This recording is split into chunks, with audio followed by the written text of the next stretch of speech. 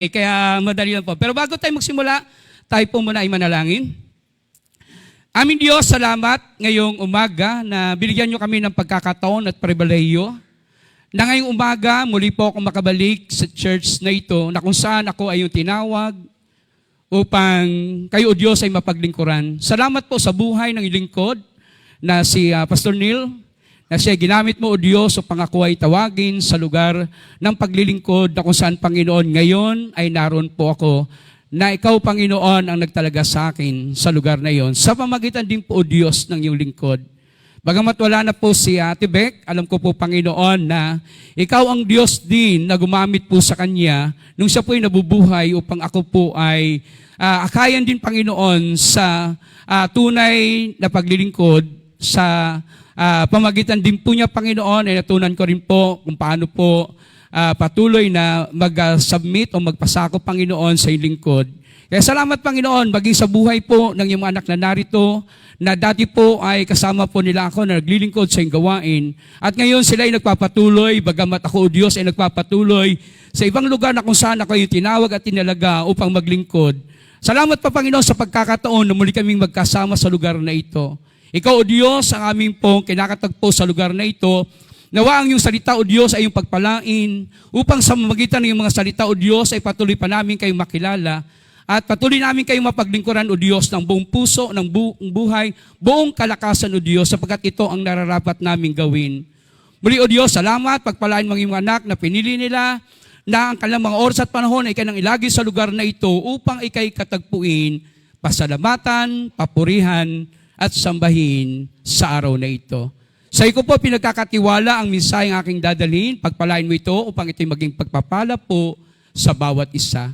Sa iyo, Diyos, aming itataas ang lahat na tinatalangin sa pangalan ng aming Panginoong Yesus. Amen. So, pasensya na po kayo, medyo po ako po ay kinakabahan. Kaya lang po, mamaya po pag nakabelo ako, kayo naman ang kakabahan. So, sa totoo lang po, ako po ay nagagalak nung sabihan po ako ni Pastor, Pastor nilang ako po ay kanyang i-message na ako daw po ay mag-speak dito muli. Di ko alam kung ako po ay natutuwa o ako ay natatakot o kinakabahan, pero isa lang po ang natitiyak ko, ito isang pribilehiyo. Hello? So, pribilehiyo po na tayo magamit ng Diyos, pribilehiyo na tayo po ay makapaglingkod sa Diyos, pribilehiyo po na tayo po ay makasunod sa kalooban ng Diyos. Hello? Sa tandaan po natin, so, kaya po kayo nagpapasalamat muli sapagkat meron po akong pagkakataon na ngayong umaga ay maging instrumento na may hatid ko po ang mensahe ng Diyos na sana po ay magdulot sa atin ng panibago pong pagkaunawa pagdating po sa salitang commitment. Before po na i-message, sabihan ako ni Pastor ng dapat po na itatapik ko o pinaka-nais po niya na nais kong i-share sa inyo, ay prepared na po ako, Pastor. Sorry po. Dahil yun na rin po yun. So, akin lang pong re-repasuhin, akin pong tawag doon, mensahe ngayong umaga na sana po ang bawat isa sa atin ay meron pong matutunan. Okay, so sabi ko nga po sa inyo, 3G lang po ang aking dadalhin, pero ito po ay 4G. Pero yung pangatlong 4 o pang-apat na G, yun na po yung bonus natin. So, gusto niyo may bonus? Bagamat malayo pa ang December, so dahil in-invite nyo ako, may bonus kayo. So, ayan po. Okay, ang una pong G na makikita po natin, pasensya na po kayo, sapagkat nung sinabihan ako ni Pastor Neil na magawa ko, kung meron akong tag doon, PowerPoint, o hindi kaya ay outline, wala po akong naihanda dahil hindi po talaga ako naghahanda. At ako po ay mahilig po sa pinpoint. So, ibig sabihin, ikaw yun, hindi po. So, hindi po talaga ako nakagawa. Mula po nung Dati po ako po ay gumagawa ng PowerPoint, pero nung ako po ay hindi na gawa. Hindi na po ako gumagawa hanggang ngayon. So, sana po ay masundan ninyo dahil 3G lang naman ito. Ang una pong G na makikita natin, ito po ay mababasa natin dito po sa Matthew chapter 4, verse 12 hanggang 22.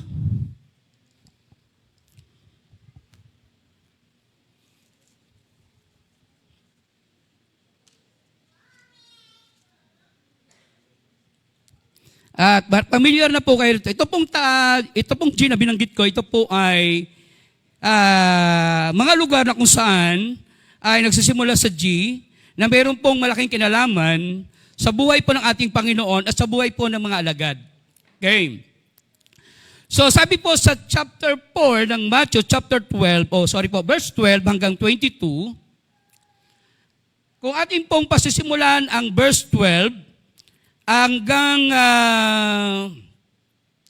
17, mababasa po natin dyan, doon po sa Galilee, yan, yung po unang G ay Galilee, na ang Galilee po, doon nag-start ang Panginoon ng kanya pong mission o ng kanya pong gawain. Nag-start po siya doon sa Galilee. At siya po ay nangaral patungkol po sa paghahari ng Diyos. Hello? So, yung sumunod naman po na talata doon mula 18, sorry po kung 18 po ba, ayan, 18 hanggang 22, doon naman po natin mababasa yung pagkatawag sa mga disciple. Yung 4 pong unang disciple ng ating Panginoon ay doon niya po tinawag sa Galilee.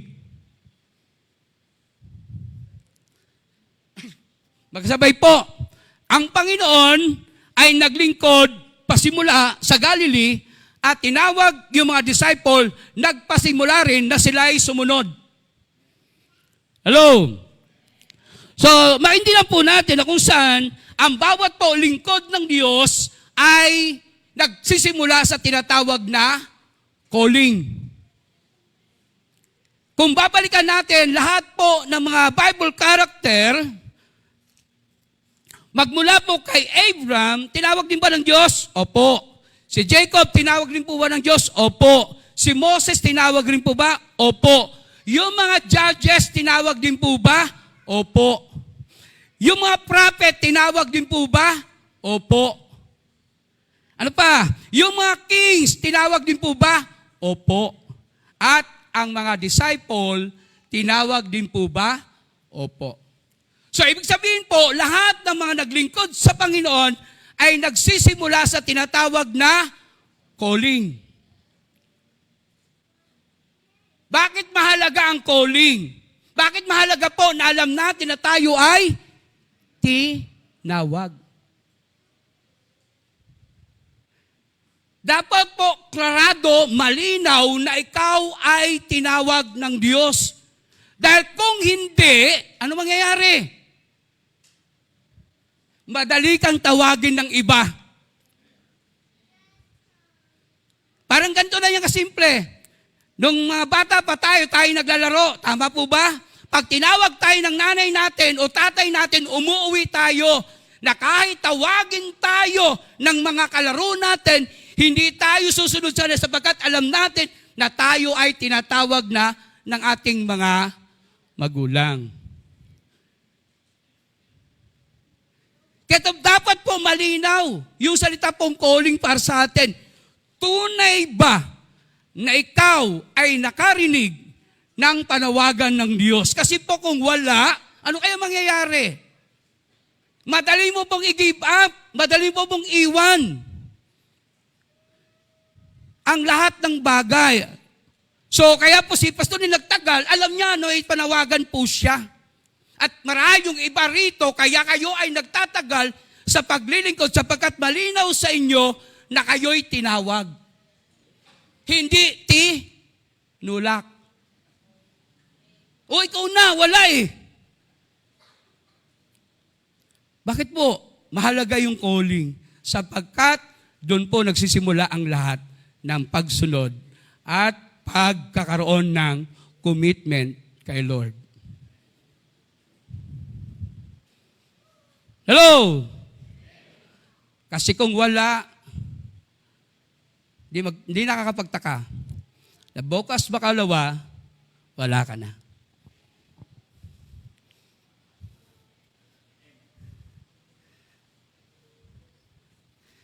Kaya nga po, sabi ko nga po sa inyo kanina, malinaw po na kung bakit kami naglilingkod dahil alam naming tinawag kami na Lord sa paglilingkod. Hindi lang po tinawag tayo ng Lord para iligtas. Meron pong isang Bible character sa New Testament, walang iba po kundi si Timothy, na palagi po natin ginagamit na halimbawa pagdating po sa tinatawag na paglilingkod. At si Timothy po ay tinawag din ng Diyos. Sabi nga ni Paul, huwag mong kalilimutan, huwag mong pababayaan nang ika'y tawagin ng Diyos.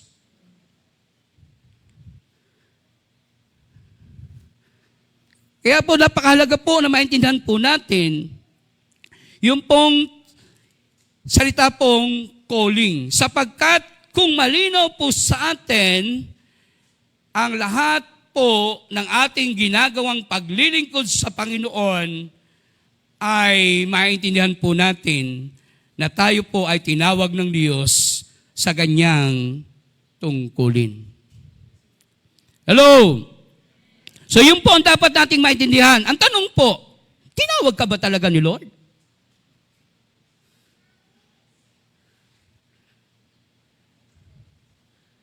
O, tinulak ka ng katabi mo. O, ikaw na mag-lead kasi ikaw may yung talagang mayroong talent, ay may kakayanan. No? So hindi po batayan yung may talent? Sabi ko nga po, ako po ay wala po talagang kakayanan. Lalo na po sa tinatawag po natin na ganito po. Dahil, una po, na ako po ay nagpasimula po sa church, ang gusto ko lang pong gawain at tungkulin ay ang tagalinis ng church. Dahil hindi ko po kayang humarap at magsalita sa katulad ninyo ngayon. Masaya na po ako doon. Tagalinis. Dahil, ako po yung sasabi ko po, mas gusto ko po yung behind the scene. Gusto ko po laging hindi na-expose. No? Dahil po, napakamahiyain ko po. Pero, hindi po yun ang gusto lang ni Lord. Ang gusto ni Lord, makita din ng iba yung pagkatawag niya sa'yo.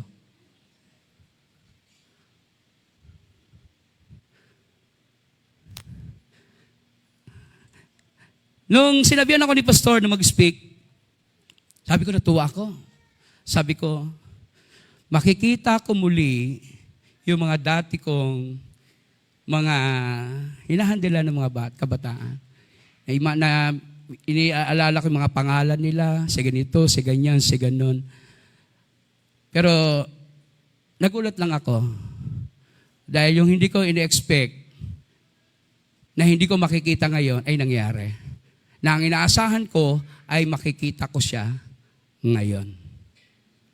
Hindi ko na i-mention yung name. Pero sa akin po ay, sa amin po mga pastor, masakit po ang iwan. Pero po para sa akin, iba po ang katwiran ko.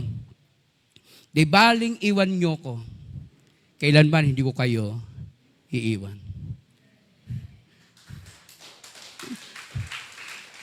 Yun ang lagi kong sinasabi sa kanila. Iwan nyo ko, pero kailanman hindi ko kayo iiwan. Dahil kapag kayo ang iniwan ko, sisisihin nyo ako.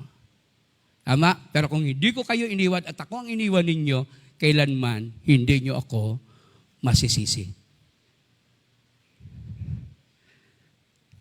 Kaya,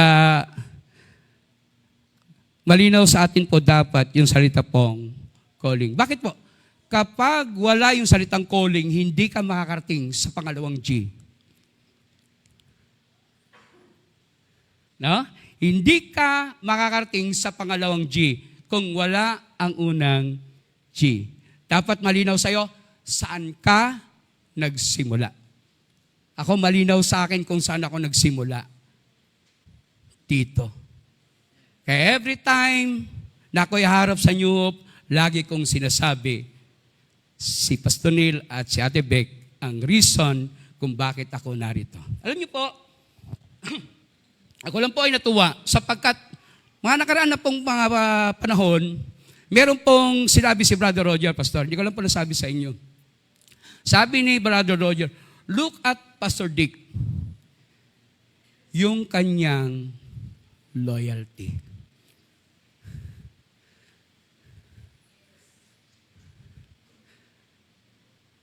Lagi niyang naririnig kung paano ako loyal sa kanila. Kaya ako naging loyal sa kanila dahil una, loyal ako kay Lord. Hindi ka magiging loyal kanino man kung hindi ka unang maging loyal sa Panginoon.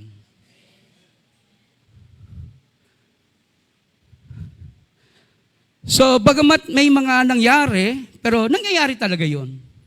Pero ang katotohanan dapat ay maintindihan natin itong pangalawang G. Gusto niyo bang marinig?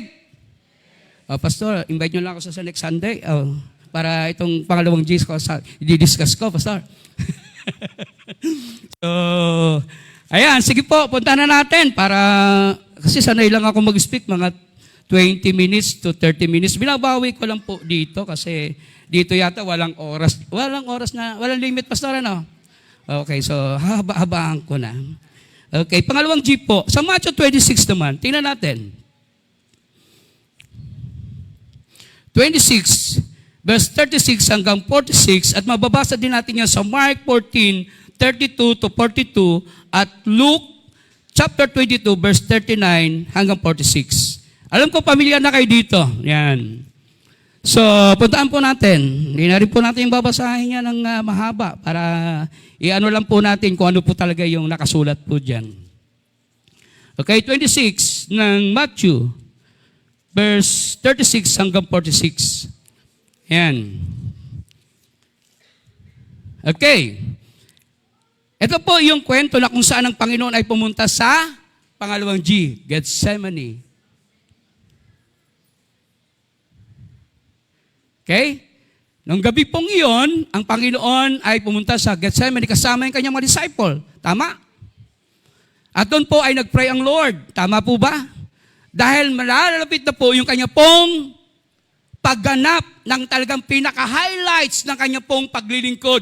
Yung ialay niya ang kanyang buhay doon sa krus para matubos ka, matubos kayo, matubos tayong lahat sa ating mga kasalanan. Di ba? So, ano sabi ni Lord sa kanyang mga disciple? No? Samahan niyo ako kahit sandali. Di ba? Sabi niya, samahan niyo ako kahit sandali. Magpuyat kayo kasama ko. Pero itong mga disciple, anong ginawa? Natulog. Bakit? Sila po ay pagod at puyat. Madaling araw na yun eh. At sila po ay pagod maghapon sa ministry. Tapos, magpiprehin pa? Sino po rito kahit pagod maghapon nagpipray pa? Taas ang kamay. Wala. Very good. Honest po tayo. Pero kung may magtaas ng kamay dito, tatanungin ko, ano sekreto mo? Totoo po ba? Di ba, pag sobrang pagod na tayo, puyat tayo, sino po yung nagpapanggabi dito? Pag-gising pag-uwi sa bahay, teka muna, magpe-pray muna ako, hihiga na agad matutulog. No? Pero sabi ni Lord, sabi ng Panginoon, ano kanya sinabi? Not my will, but your will be done. Tama ba? Sabi na ni Jesus, Lord, kung pwede Panginoon, Ama, kung pwede lang, alisin mo sa akin yung paghihirap na ito. Ano yun? Yung mamamatay sa krus, kung pwede lang sana, wag na. Pero sabi niya, not my will, but your will be done. Ano sabi ng mga disciple? Sabi ni Jesus sa mga disciple, makipagpuyat kayo sa akin. Anong ginawa ng mga disciple? Not my will, but your will be done ba? Sinabi? Hagok. Hilik ang inabot. Dahil nung una pumunta Panginoon, tulog. Nung bumalik, tulog. At nung bumalik ulit, tulog pa.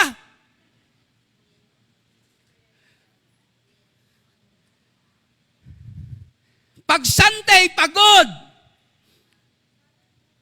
Puyat.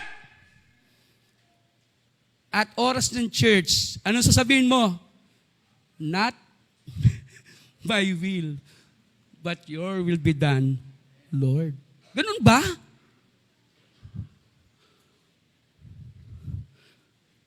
Hello, may kausap ako. Minsan po, sabi ko nga, salamat, naging pastor ako. Bakit? Kung hindi, katulad nyo rin ako, ma-absent pag Sunday. Yan po yung pinagpapasalamat ko. Kaya ako, nagpapasalamat, Lord, pastor ako, sapagkat pag pastor ako, wala akong may dadahilan na hindi ako makapunta ng Sunday dahil walang magpipreach sa Sunday. Pero kayo, sasabihin mo, Nak, ikaw na muna. Pagod si Papa, si Mama. Dalhin mo na tong tights ko. Sana nga.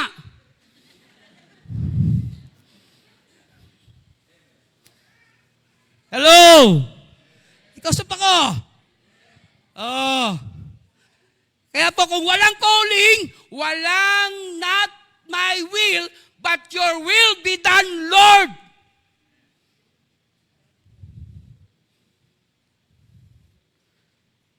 Kasi alam mo, hindi ka naman talaga tinawag eh. Oh. Pero kung alam mo tinawag ka, ang sasabihin mo, Lord, wag yung kalooban ka mangyari. Ganon po kaladalasan nasusukat yung ating commitment kay Lord. Ganon din po sa ministry. Kayo muna mag-dance ngayon. Kasi hindi ako, ang tawag doon, hindi ko feel ngayon. Wow! Feel pa. Alam niyo po, isa po ang natutunan ko, ang faith hindi nakadepende sa pakiramdam, kundi sa truth. Dapat po ganun ang pinanghawakan natin, na ang faith hindi nakabase sa pakiramdam, kundi doon sa totoong sinasabi ng salita ng Diyos, na kahit hindi ka masaya, ano sabi doon? Oh, yun yung sinasabi. Kasama yun, utos yun eh. Hindi, kapag hindi ka masaya, huwag ka muna mag-church, yung ba? Wala naman ah. Kapag masaya ka, mag-church ka, yun lang ba? Ay, naku. Alam niyo po, kanina, hapon, hanggang nung araw, sabi ko, Lord, tulungan niyo po ako na ang lahat ng masasabi ko lang ay yung hindi ako makasakit. Pero pasensya na po. Dahil sa truth. Ang totoo, minsan, ay masakit. Pero ang masakit, minsan, yun po yung magtuturo sa atin ng tama. Invite nyo pa ako, uli? Oh, sige, pag in-invite nyo ako, na yung third, na G.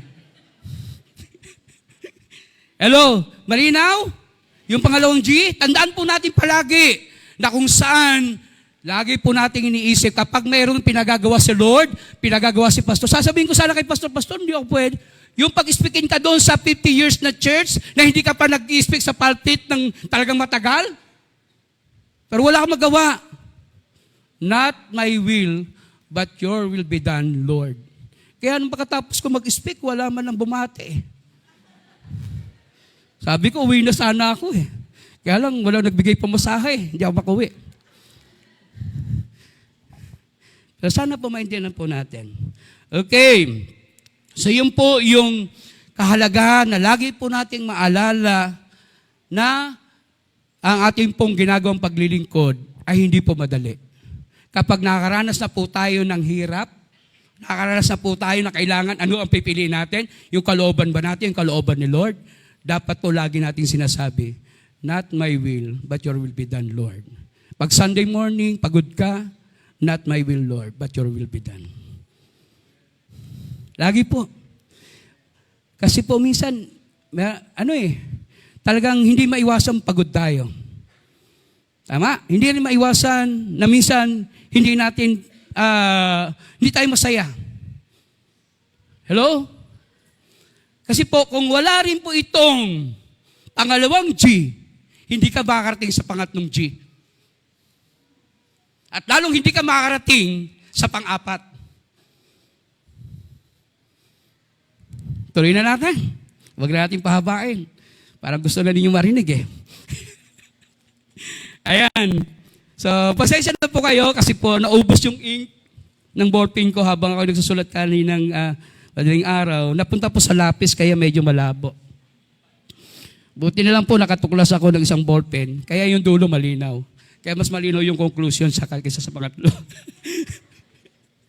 Okay. So, ang pangatlong G, makikita po natin sa John chapter 19, verse 17 hanggang 30.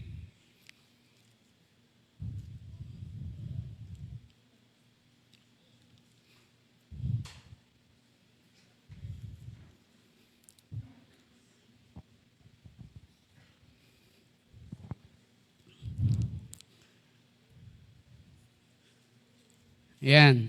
Ano po yung makikita natin dyan? Nung si Jesus po ay i-crucify na. Siya po ay dinala doon sa bundok ng Golgotha.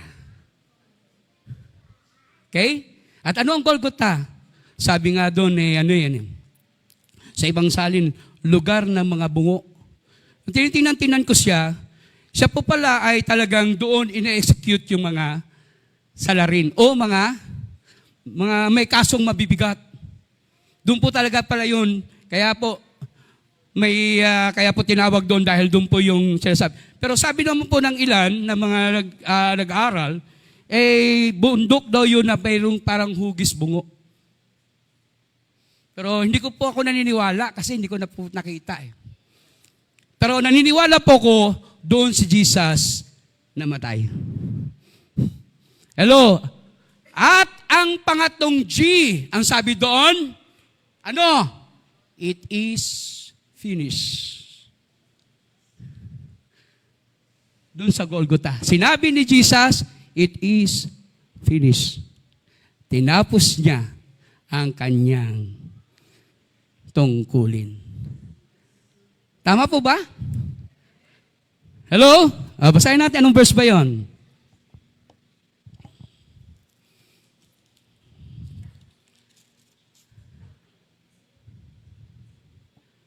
Dito po sa 30. Sabi John, Jesus drank the wine and said, it is finished. Then he bowed his head and gave up his spirit.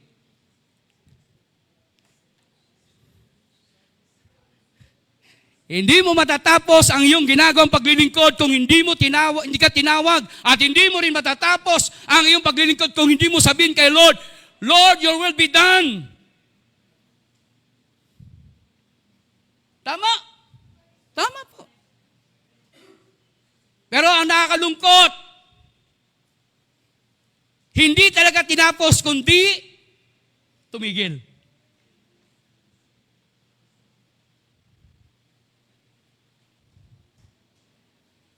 Dahil kailanman, habang tayo nabubuhay, hindi natatapos ang paglilingkod. Niisip ko nga po, magsi-60 na rin ako. 59 na ako ngayong July. Di ba, Len? Okay, kaya lang napaaga naubos ang buhok ko eh. So, maraming mamanahin sa lahi namin. Ito pa yung namana ko. So, hindi pa, kasi wala daw silang pera noon eh. Kaya pinagtsagaan ko na rin. Tinanggap ko na rin yung mana ko. Okay, so ano pong ibig sabihin? No, kung saan, ay maintindihan po natin na sa ating pong paglilingkod sa Panginoon ay dapat po yung ating pong commitment ay tinatapos natin. Tama? Hindi po mahalaga kung kailan ka nagsimula, ang mahalaga kung kailan mo tinapos. Ano masakit eh. Balikan ko lang po yung binabanggit ko, kaya ako nabanggit pala yung age. Kasi po, plano ko po, pagtungtong na rin ng 60, magre-retire. Sa trabaho lang pala. Sorry. Buti na lang kinokorek. Naalala ko tuloy yung sinabi sa akin ni Pastor. Hindi ko po yung nalilimutan. Nung ako po yung nagtatrabaho, nag-resign po ako sa trabaho, sabi ko, Pastor, ano na po ako sa ministry. Magkukumit na po ako sa ministry. Then, sabi ni Pastor, sige. So, nangyari po, wala na nagtatrabaho sa bahay namin. Wala na pong trabaho tatay ko dahil may sakit. Wala rin po trabaho yung kapatid ko dahil masipag din po siya. So, yung mga kapatid ko, mga babae, hindi naman po rin makapagtrabaho dahil kung sino, hindi rin po sila pa tag doon, kaya magtrabaho. So, kaya sabi ko, nako, ang hirap ng buhay, wala yata kaming kakainin. Kung kailangan ko magdesisyon sa paglilingkod sa Panginoon, saka pa ito nangyari. So, hindi alam ni Pastor, ano yung kami magbarkada, nag-decide kami. Apply tayo sa Carmona. So, kasama ko si Larry, kasama ko pa yung ibang, ayaw ko lang, hindi ko matatanda kung sino yun. Apply po kami doon. At ang in-applyan po namin katulad din po ng trabaho ko doon sa Malabon, machine operator. So, pioneering po sila. So, marami po silang mga ibinigay na privilege para sa akin. Ang apply ko po ay hindi na po machine operator. Ang apply ko na po ay maintenance.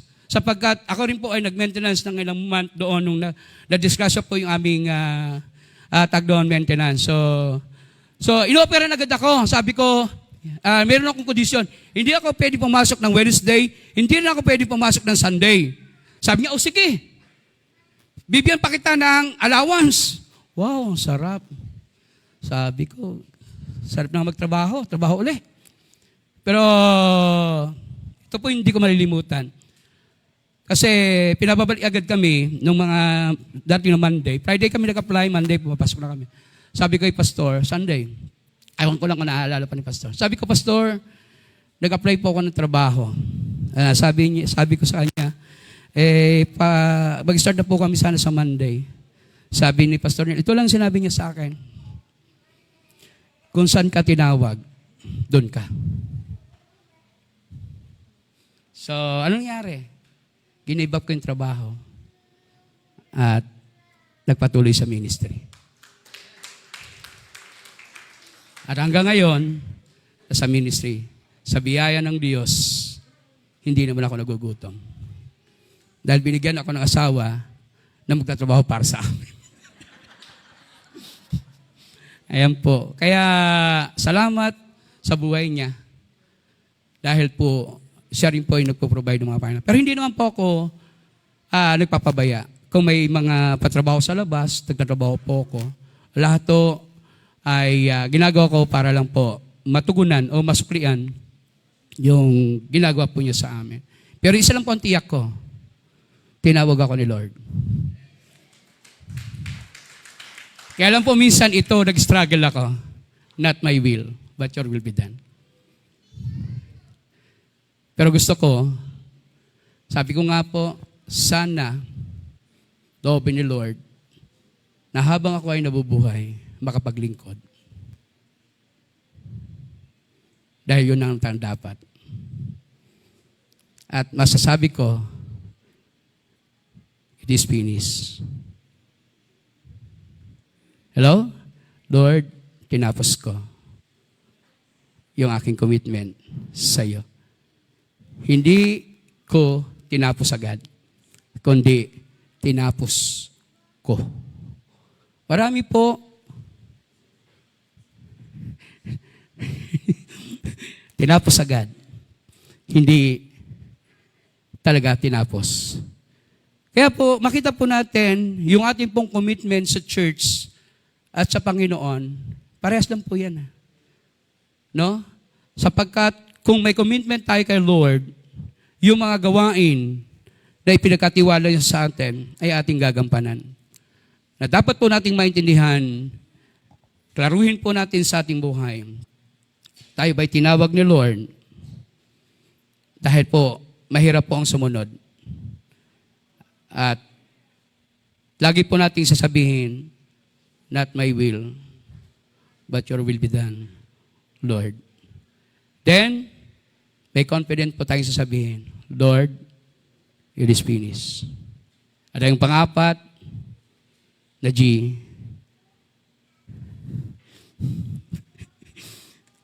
Ito na po. Bibigay ko na po sa inyo. Ito na po yung bonus. Yan po yung makikita natin sa Acts chapter 1, verse 10 and 11, at 1 Peter chapter 5, verse 10. Nung si Jesus po ay nabuhay muli, napatapos siya mang nagawa yung kanyang pinagagawa ni Lord, siya po ay iniakyat sa langit. Tama? Hello? Siya po ay iniakyat sa langit.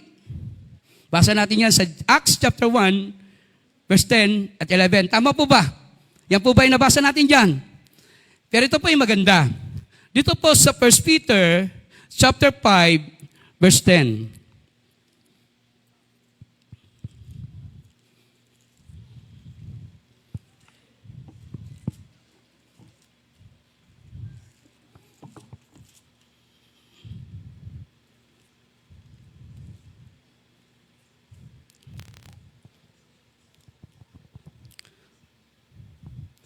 Sabi po rito sa 10, but after you have suffered for a little while, the God of all grace, who calls you to share His eternal glory in union with Christ, will Himself perfect you and give you firmness, strength, and a sure foundation. So makita po natin, sabi doon sa Tagalog, basahin ko lang po, sabi diyan sa 10, pagkatapos ninyong magtiis sa loob ng maikling panahon, ang Diyos na siyang pinanggagalingan ng lahat ng pagpapala, ang siyang magbibigay sa inyo ng kaganapan, katatagan at lakas ng loob sa isang pundasyong di natitinag, siya ang tumawag sa inyo upang makibahagi kayo sa kanyang walang hanggang kaluwalhatiang kasama ni Kristo. So ang ating po palang pagtitiis ay hindi naman talaga pang mahabang panahon. Bahagi lang po yun ng ating paglilingkod. Na habang tayo po ay naglilingkod, tayo po ay nakakaranas ng ganon. Pero yung pangako ng Diyos, pagkatapos nito, tayo po ay tatanggapin sa walang hanggang kaluwalhatian, that is a glory. Sa Acts, sabi lang doon, heaven.